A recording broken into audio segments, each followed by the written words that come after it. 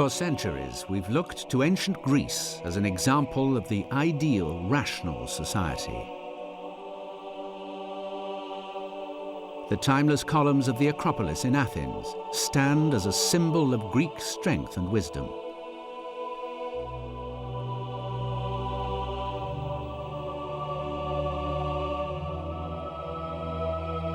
But we tend to forget that the civilization that was home to Socrates, Plato, and Aristotle, some of the greatest minds in history, was also guided by a mystery religion so powerful that it affected the lives of every citizen.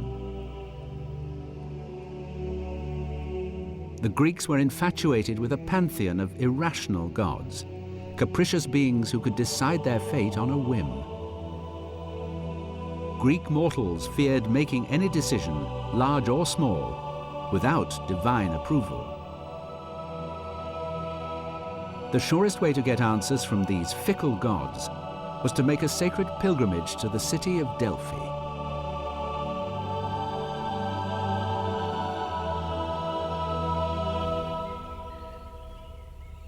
Tourists who visit the ancient city today follow in the footsteps of those long ago pilgrims.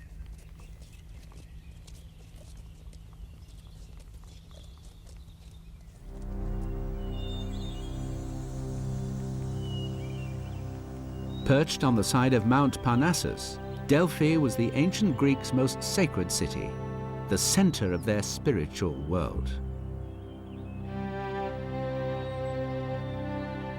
It was in this mystic place that the god Apollo would communicate with man through a medium.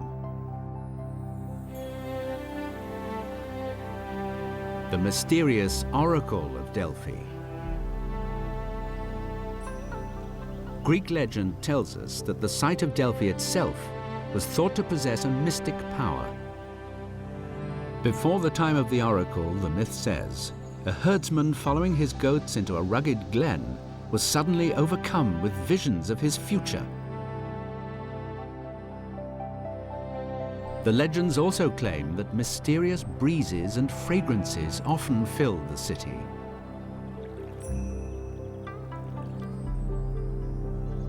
For over 1,000 years, travelers journeyed from all over the Mediterranean world to seek advice from the oracle. For the health of loved ones, or the outcome of battle. Today, crumbling ruins are all that's left of this sacred site, built with the riches of great cities anxious to please the oracle.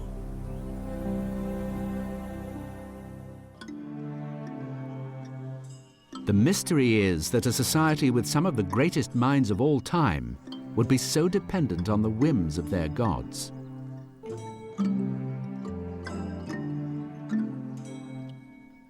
Philosophers like Plato and Socrates encouraged the Greeks to look within themselves for answers.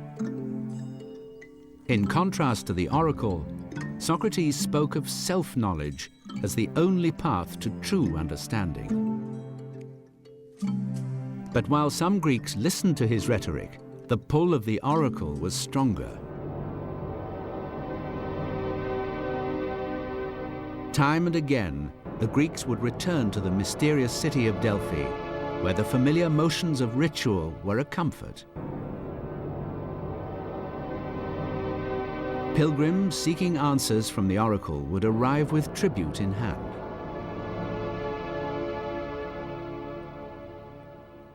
Then they would offer their questions to an attendant.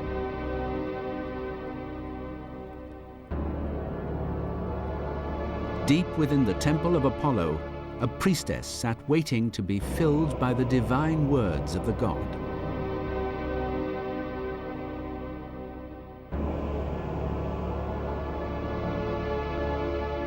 She would fall into a trance, perhaps influenced by drugs.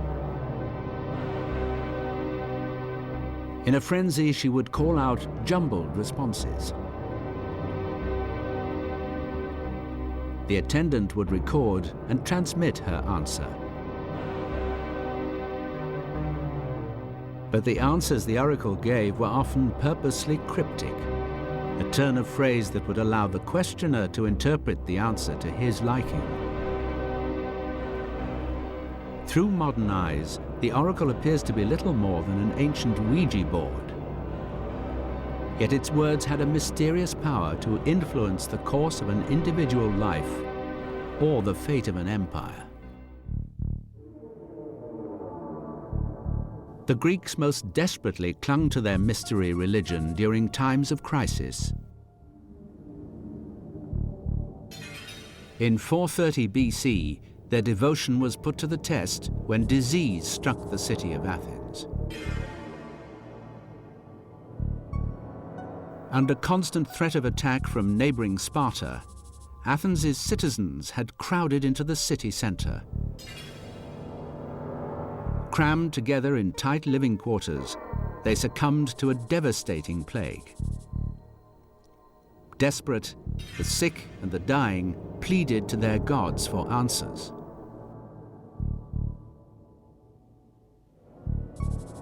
But in their time of greatest need, the wisdom of their gods seemed to desert the Athenians. The plague killed thousands, devastating Athens' strength. But even as their golden civilization crumbled, the Greek people refused to abandon their gods.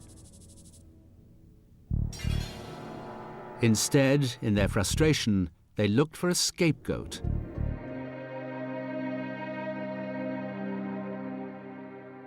The oracle of Delphi had once proclaimed Socrates the wisest of all men. But soon he stood accused of blasphemy and corrupting the youth.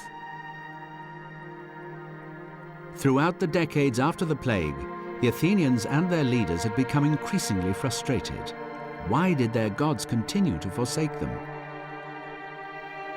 Socrates had continued his teaching about the importance of self-knowledge, and his following was growing. Athens' leaders who had once admired Socrates' insight could no longer dismiss his influence. They now saw him as a threat to the power of the gods in Greek society.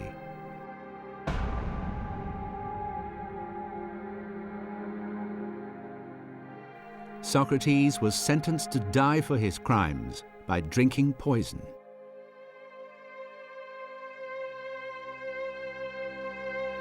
But as we know today, his ideas did not die with him.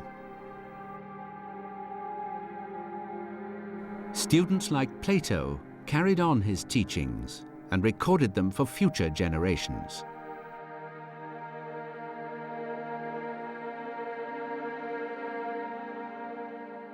But the Greek people continued to cling to the comfort of their gods. In the end, the mystery of Delphi stands eclipsed by a greater mystery: how reason and irrationality coexisted in the Greek world for centuries.